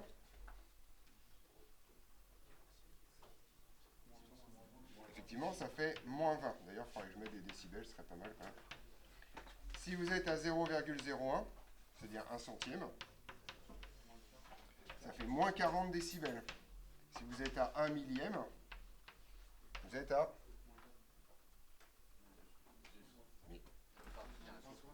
Moins combien? Moins 60, tout à fait. En gros, un ajout de 20 sur le gain en décibels correspond à un facteur 10. D'accord? En échelle logarithmique. Et effectivement, on a quelque chose de rigolo dans cette histoire. C'est ça qui est important. Vous avez le droit de sortir votre calculatrice si vous voulez tester. Si vous avez un facteur 1 sur racine... attendez, j'ai dit une connerie. 1 sur racine de 2. Ça fait quoi pour le... Ça fait quoi? Pour le log de ça, Log de ça, ouais.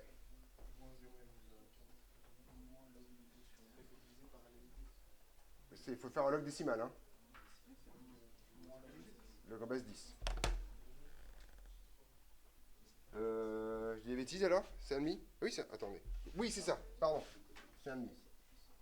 C'est 1,5, non, c'est ça, je me vois à chaque fois. Voilà. Ça fait combien? Ça fait moins 0,3. Non, mais non, vous m'embrouillez là, arrêtez. C'est 1 sur racine de 2, et n'oubliez pas le 20, s'il vous plaît. C'est ça, ouais, pardon. Je vais répondre à quelque chose. Non. Donc ça fait combien là? Non. Ça multiplie par 20? Multiplie par 20. Moins 3. Voilà. J'y arrive. Voilà.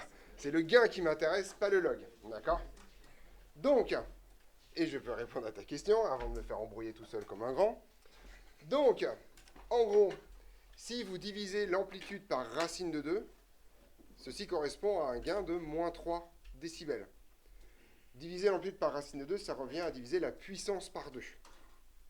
C'est à cause du carré. D'accord?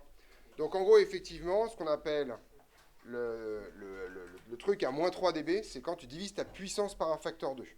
À chaque fois que tu gagnes ou que tu perds 3 décibels, tu divises la puissance par 2. Donc que tu gagnes 3 décibels, tu augmentes la puissance par 2. C'est ça dont on parle. D'accord? C'est une échelle géométrique de raison 2. Le truc en 3 comme ça. Ceci est la vraie définition de la coupure. La coupure, c'est le moment où la fonction de transfert vaut 1 sur racine de 2 parce que c'est le moment où la puissance de sortie est la moitié de la puissance d'entrée. Et cette coupure, elle porte même un petit nom. On appelle ça la coupure à moins 3 dB. Parce que. On est d'accord là-dessus? Voilà. Je ne sais pas si c'est dans les questions de cours maintenant. Si c'est ça, voilà. Donc, je l'écris ici. Ceci redéfinit la coupure. Oméga C est une pulsation où, et vous pouvez avoir toutes les définitions, le module de h bar est égal à 1 sur racine de 2. Ça veut dire que votre puissance de sortie est égale à votre puissance d'entrée divisé par 2, à cause du carré dans cette histoire, ou ça correspond à la même chose, le gain est égal à moins 3 décibels. Donc c'est là d'où vient le racine de 2 que je vous ai fait popper de façon complètement artificielle la semaine dernière quand on a étudié la coupure. Vous vous souvenez de la résonance? J'ai dit, bon, on définit la coupure comme étant à 1 sur racine de 2, pour qui, pourquoi? Vous ne le saviez pas encore. Aujourd'hui, en fait, c'est qu'arbitrairement, on considère que c'est le moment où la puissance est divisée par 2, ce qui fait quand même un peu plus de sens que l'amplitude divisée par racine de 2. D'accord? Voilà. Donc c'est ça la coupure. PS égale PE sur 2, ou GdB égale moins 3 dB. Comme vous voulez. Oui. C'est un S, alors, oméga C, je ne sais pas où est... Pour le B, C'est PS égale à PE sur 2. C'est la puissance de sortie égale à la puissance d'entrée divisée par 2. Cool. C'est ça. C'est juste une redéfinition de la coupure pour que ça ait un sens plus profond. Vous êtes d'accord que c'est la même définition? J'ai dit juste que c'était EM sur racine de 2. Bah, la chose que dire que c'est H bar. Bien. Petit I4, si je ne me trompe pas, pour terminer.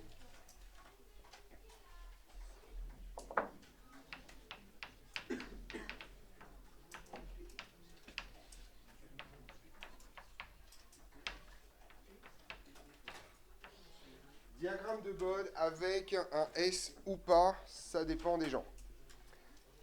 Oui. De PS. De PS et un S. Mais dans le contexte, vous savez, il n'y a pas de valeur moyenne de PI en fait. Il n'y a qu'un S et un E. Donc je veux bien remettre un S s'il y a que ça pour vous faire plaisir. Mais il n'y a pas de PI dans cette histoire. Diagramme de Bode. Alors, en toute rigueur, il y a un diagramme de Bode qui contient 2 diagrammes. Souvent, on a tendance à dire le diagramme de Bode en phase et le diagramme de Bode en gain, donc on dit les diagrammes de Bode. Sauf qu'en fait, la réponse c'est le diagramme de Bode où il y a les deux, d'accord? D'où le S à géométrie variable. Faites ce que vous voulez de votre vie, d'accord? Voilà. Alors, les 2 diagrammes de Bode, ou le diagramme de Bode contenant les 2 diagrammes à l'intérieur du truc, c'est comme vous voulez, on s'en fout. Voilà, les 2 diagrammes sont les suivants. Vous allez représenter en fonction de oméga, en échelle logarithmique, le gain en décibels, premier diagramme, la phase, deuxième diagramme. C'est ça qu'on appelle le diagramme de Bode d'un filtre. Donc on est parti.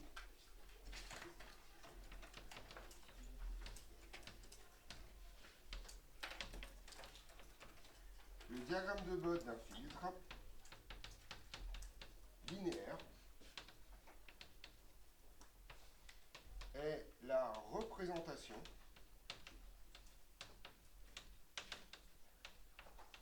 sur 2 graphiques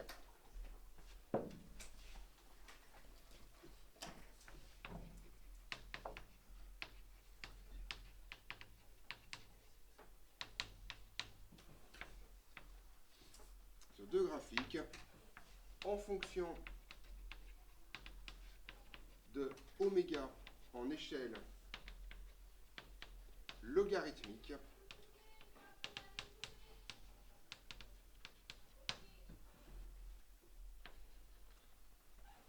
deux points de GdB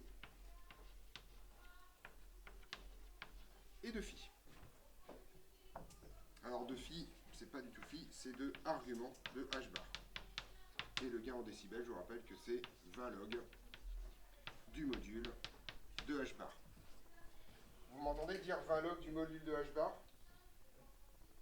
Le premier ou la première qui me dit 20 log de h bar, je me fous par la fenêtre. Non, arrêtez de raconter n'importe quoi, s'il vous plaît. Devenez des êtres humains décents. S'il vous plaît. On ne dit pas le log de h bar, ça n'a pas de putain de sens. Log du module de h bar qui est un réel, le module, c'est un réel positif, on est content. C'est bien. D'accord. Voilà. D'accord. On est d'accord? Voilà. Vous connaissez l'émission sur les réseaux sociaux d'un mec qui s'appelle Gros Adri, qui récupère des recettes de cuisine complètement éclatées et qui fait des commentaires comme ça. Ben, moi, ça me fait le même effet quand vous dites log de h-bar. J'ai l'impression que vous mettez des chips dans un mixeur avec des bouts de brownie pour faire un truc dégueulasse. Quoi. Voilà, c'est pareil. Voilà. Je t'écoute, Samy. On est d'accord que c'est impossible que la tension S soit nulle. C'est impossible que la tension S soit nulle, sauf vraiment si tu le forces un peu. Quoi. Du coup, si la tension S est nulle, Ah, le gain vaut au moins l'infini. à moins C'est ça, le gain vaut au moins l'infini. Sans aucun problème. C'est ça dont on parle, c'est la tension. C'est même là, on a le même problème pour oméga égale 0. La fluctuation peut être nulle, sauf que log de oméga bah, est projeté là-bas, donc c'est le problème des échelles log. Oui, je t'écoute. En échelle logarithmique.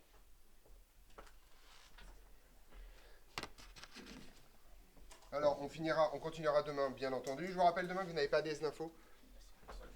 Donc, voilà, on soit clair là-dessus. Non, mais c'est ce que j'ai dit, hein. Enfin, je l'ai écrit dans le mail de ce week-end. Donc, je commence juste à vous montrer comment ça marche. Vous aurez le gain en décibels en abscisse et en général, on met oméga en ordonnée en échelle logarithmique. Alors, ça, c'est un truc compliqué pour vous, mais représenter un truc en échelle logarithmique, ça revient littéralement à représenter log de ce truc-là en échelle linéaire. En fait, c'est ça dont on parle. D'accord ? Donc, autrement dit, ce que ça vous raconte, c'est la chose suivante. Si par exemple, ici, vous avez 10 radians par seconde, d'accord ? Voilà, je prends ça au pif.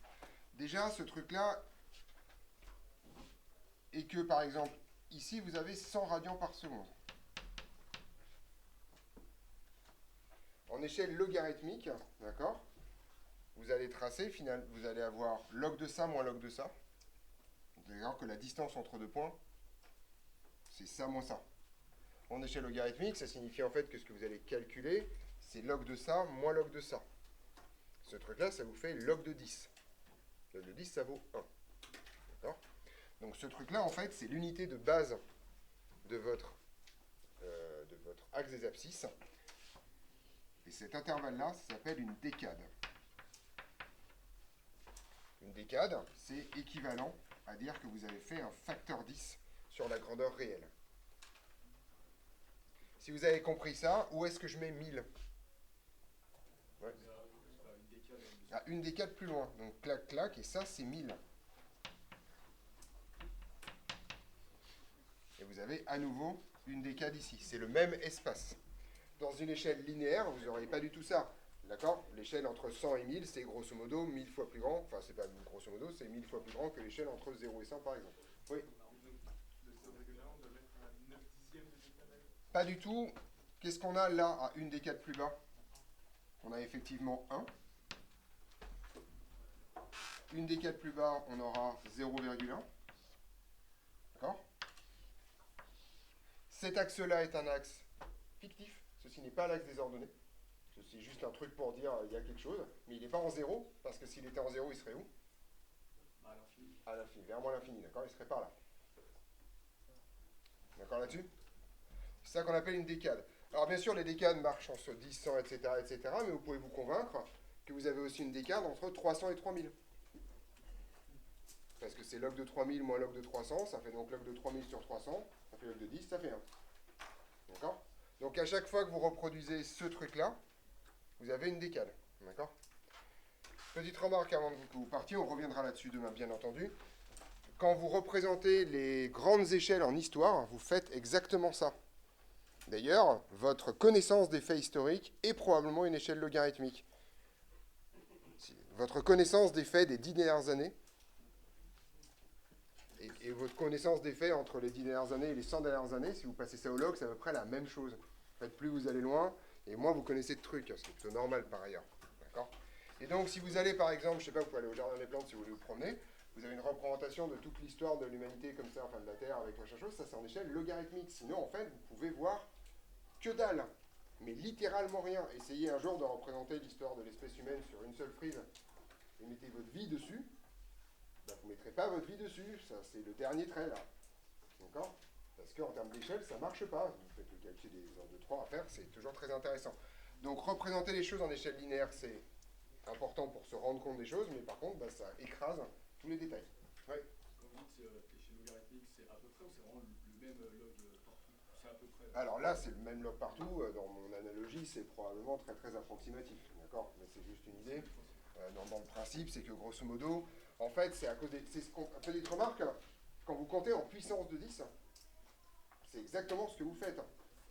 Dire que c'est 10 puissance 6, 10 puissance 7, 10 puissance 8, 10 puissance 9, en mettant un truc linéaire en haut, 1, 2, 3, 4, 5, 7, 8, 9, qui pourtant fait des multiplications par 10, l'écriture scientifique en base 10, c'est exactement une échelle logarithmique qui ne dit pas son nom.